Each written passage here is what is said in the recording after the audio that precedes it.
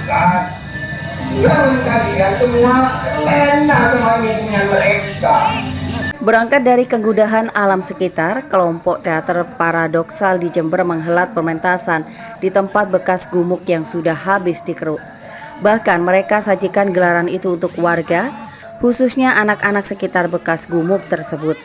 Masyarakat menyambut baik pementasan tersebut. Terlebih paradoksal mengonstruksi ulang mitos gumuk itu.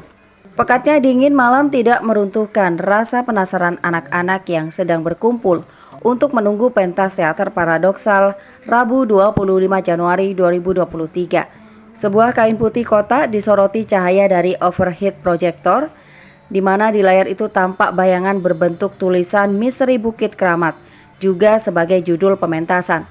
Tak hanya anak-anak, orang tua, dan bahkan sesepuh kampung di sana hadir untuk menonton. Bertempat di lokasi bekas gumuk Pekel, Dusun Sumber Beringin, Kelurahan Karangrejo, Kecamatan Sumbersari, Kabupaten Jember.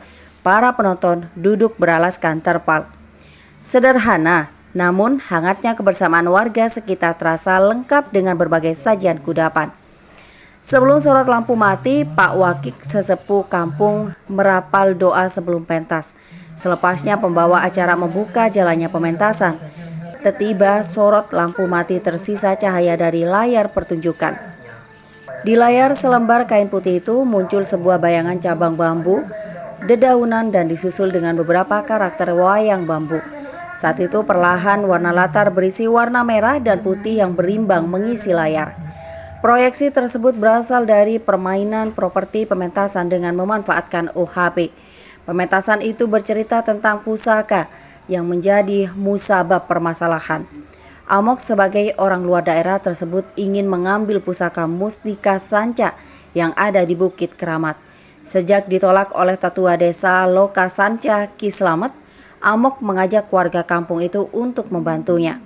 Di Bukit Keramat terdapat dua penjaga, yaitu siluman ular dan harimau. Saat ingin mengambil pusaka itu, Amok dan rombongannya harus menghadapi dua penjaga tersebut. Usai mengalahkan kedua penjaga, Amok merobohkan pohon beringin raksasa di atas bukit tanpa menemukan pusaka tersebut dan tertimbun reruntuhan bukit. Setelah itu, desa Loka Sanca mengalami kekeringan panjang dan banjir bandang yang berdampak hebat. Lalu, Ki Slamet menemukan sebuah biji yang bersinar dan ditengarai sebagai pusaka yang Amok maksud. Lalu, Ki Slamet menanam biji itu bersama dengan warga desa. Ia pun mengajak warga untuk menanam bibit pohon. Kemudian Desa Loka Sanca menjadi sejahtera kembali. Sementara itu, pendiri paradoksal Natalius Yuda menjelaskan bahwa pementasan itu ialah bentuk dari teater. Motif dari penciptaan pagelaran itu berangkat dari kesadaran mengenai lingkungan. Sebetulnya pengistilahan teater itu kan apapun segala ini ya. Kalau kemudian dia masuk dalam segi pertunjukan gitu kan. Ya kita sebut ada rupa, ada performance di situ gitu, sebetulnya. Ya aku bilang dia pertunjukan dan itu teater. Bebas orang mau membahasakan itu apa gitu. Wayang boleh atau seni rupa juga boleh atau apapun aja sih sebetulnya. Sebetulnya ada satu kesadaran tentang lingkungan sekitar ya. Terutama bagaimana daerah Sumber Beringin itu yang punya satu ciri khas lokalnya, yaitu dari sumber daya alamnya, yaitu bukit gitu kan. Nah, aku sendiri sebagai orang sini yang kemudian mengalami pergesekan dengan bukit dan aktivitas yang terjadi dengan ekologi alam dan sekitar. Tapi kemudian bukit itu juga sekarang sudah bergeser gitu. Dia habis gitu, dihabiskan oleh pertambangan, orang-orang industri gitu. Kemudian aku melihat bagaimana bukit dari beberapa perspektif, kayak misalnya mitos gitu. Bagaimana bukit itu sudah ada mitos di situ. Kemudian di dalam bukit itu juga ada fungsi-fungsi ekologinya gitu. Sebetulnya melakukan rekonstruksi ulang terhadap mitos yang ada di kampung ini, di Sumber Beringin, terutama di bukit itu. Kemudian untuk menciptakan satu mitos baru dalam bentuk pertunjukan gitu. Sebelum menciptakan pementasan, Yuda menjelaskan bahwa mereka mengumpulkan data lunak dan keras. Wayang bambu yang mereka ciptakan pun keluar dari konveksi umum. Dalam proses penciptaannya, mereka memakan banyak waktu dalam mengeksplorasi gagasan. Kalau kita memulai dari ini, mengumpulkan data ya. Karena istilah data itu kan kita sangat-sangat memahami bagaimana data itu bersifat keras dan lunak gitu sebenarnya. Nah ya, kalau sifat keras itu sebetulnya dari bagaimana artefak-artefak kebudayaan yang ada di sekitar tuh.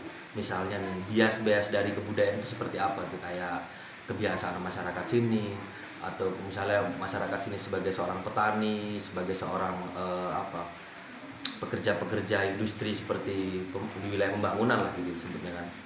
Terus kemudian di wilayah lunak itu sendiri kita melihat bagaimana mitos itu berkembang gitu, bukan hanya sekedar di lingkup bukit, tapi dia masuk dalam lingkup rumah gitu, dalam lingkup rumah, bagaimana dia juga masuk dalam banyak lini gitu. Nah kalau prosesnya sebetulnya kita mencoba untuk menggabungkan itu di wilayah eksplorasi kita gitu, mengumpulkan berbagai media, semisal gitu wayang yang kita buat itu dari bukit, dari bambu misalnya. Bambu itu sendiri adalah ikonik dari suatu bukit atau gumuk itu sendiri sebetulnya. Nah itu coba kita usung kembali gitu misalnya. Atau kemudian melihat tanaman-tanaman di sekitar, tanaman yang liar yang tumbuh di bukit gitu. Dan juga mengambil ini bekas-bekas tanaman yang rusak karena bekas pertambangan itu. Bagi Yuda, pementasan itu tidak hanya untuk anak-anak saja, tetapi juga penonton umum. Sedangkan alasannya menempati bekas galian gumuk untuk pentas karena hal itu melekat kuat pada ingatan warga. Sebetulnya banyak lini ya kalau aku pikir ya, banyak segmen ya ketika untuk siapa gitu proyeksi itu. Kalau dibilang anak kecil aku sebut iya juga gitu. Karena apa kita tidak bikin satu pertunjukan yang terlalu berpikir abstrak atau apa? Aku pikir enggak. Kita lebih cenderung mengedepankan apa itu bermain gitu.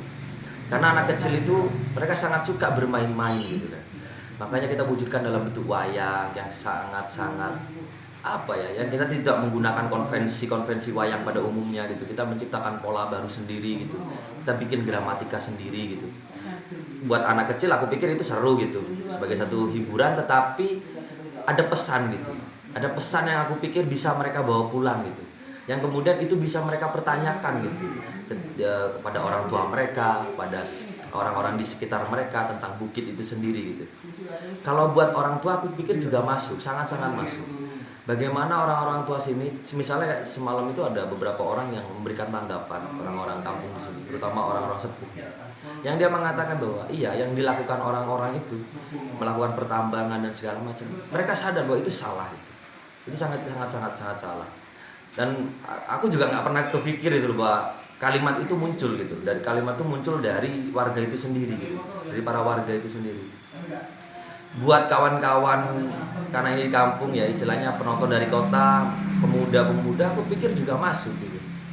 Karena kemudian ada satu realitas yang ditunjukkan yang aku pikir itu tidak atau jarang gitu ke mahasiswa atau anak-anak muda temukan gitu di lingkup universitas atau akademisi gitu. Artinya ya realitasnya begitu gitu. Sebetulnya itu bukan ruang lapang atau bukan lapangan sebetulnya. Bagiku itu sesuatu yang kuat itu bukan ketika dia terlihat secara fisik, tapi dia kuat secara ingatan gitu. Tempat semalam kita mengadakan pertunjukan itu sebetulnya bekas pertambangan yang kemudian sudah jadi ya kayak lapangan itu. Jadi pilihannya sebetulnya untuk merecall sih sebetulnya. Kenapa pilihannya juga wayang, mainan-mainan gitu kan, shadow gitu. Mungkin itu sih. Bagaimana masyarakat juga ikut merasakan ingatan gitu. Berdiri di tempat bekas pertambangan itu sendiri gitu. Jadi sebenarnya kita ngomongnya pra pertunjukan ya. Pra pertunjukan itu waktu kita latihan gitu misalnya. Respon pertama yang aku lihat adalah bagaimana orang-orang yang lewat misalnya ketika kita latihan itu, mereka berhenti gitu. Mereka berhenti dan mereka menanggapi gitu nonton latihan itu. Mereka berinteraksi juga dengan kita, terutama anak kecil misalnya. Mereka datang main wayang gitu. Mereka mencoba-coba main shadow gitu misalnya. Kemudian dari hal yang nggak pernah kita pikirkan, misalnya ketika hari H pertunjukan, tiba-tiba sound kita kan mendadak rusak tuh.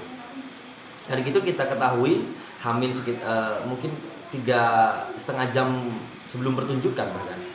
Kemudian ada warga yang kemudian menawarkan gitu, ya udah gitu, pakai soundku aja gitu, nanti aku ambilin dari rumah. Terus kemudian juga masyarakat ada yang merespon kayak, ayo kita buatkan semacam woro-woro di speaker masjid misalnya, speaker musola gitu misalnya. Kemudian masyarakat merespon itu.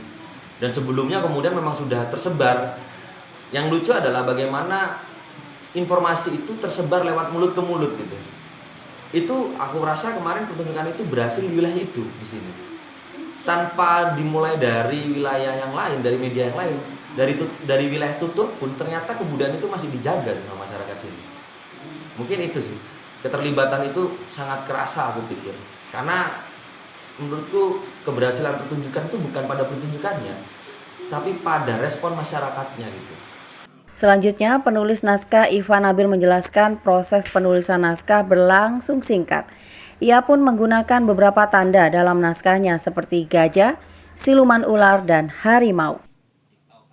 Nah, sebenarnya proses ini cukup singkat ya, cukup singkat dan emang kita dikejar waktu gitu. Soalnya Bang Yuda itu ya di Jember ini cuma liburan sebenarnya, yang ya cuma beberapa hari. Kalau prosesnya gimana sih bikin mitos baru gitu, metodologinya itu salah satu tinjauan karyanya itu kayak film Lord of the Ring misal. Nah, di sana kayak ya cerita Lord of the Ring itu ada tokoh goblin, ada tokoh ada naga dan semacamnya, yang ternyata itu sebuah representasi dari persoalan personal si penulis gitu. Oh, ternyata si goblin itu adalah tentara, dan naga itu yang digambarkan naga itu sebetulnya adalah bayangan si penulis tentang pesawat-pesawat tempur yang melepaskan bom gitu. Karena memang pengalaman si penulis itu, ladang si penulis ketika dia bertani gitu, terkena imbas dari perang dunia, dan itu yang kemudian direpresentasikan ulang dengan bentuk tos itu. Nah, aku niru bukan niru istilahnya, dijadikan tinjauan karya. Metodenya seperti itu juga. Aku ciptakan misal ada di naskah itu ada gajah, yang itu sebetulnya aku ambil dari dimana traktor sekarang mulai mengeruk gumuk-gumuk yang ada di sini gitu. Bahkan gumuk itu habis. Menurut kepercayaan warga itu dulu ketika masih ada gumuk itu ada ular putih, juga ada harimau. Bahkan di depan sini ada tulisan, hati-hati Anda memasuki kawasan ular putih dan singa Allah. Nah, ada kesulitannya itu sebenarnya di bagaimana sih nulisnya sebetulnya. Maksudnya gini, ketika nulis naskah teater misal, nah karena memang rujukanku dalam format penulisan itu naskah drama, akhirnya jadi bingung gimana kalau nanti naskah ini dijadikan shadow puppet gitu. Jadi ketika aku nulis, bayanganku itu bukan lagi panggung tapi visual layar gitu. Nah, kesulitannya di sana. Kemudian kan pertunjukan ini kayak mengkombinasikan antara wayang, shadow puppet itu wayang yang terbuat dari bambu, sama sandiwara radio. Nah, jadi gimana sekiranya tulisanku itu bisa dijadiin sandiwara radio dan kemudian direpresentasikan dalam bentuk visual layar gitu, pakai OHP, opposite projector. Laporan Iqbal Alfardi, Tada Today TV, Jember.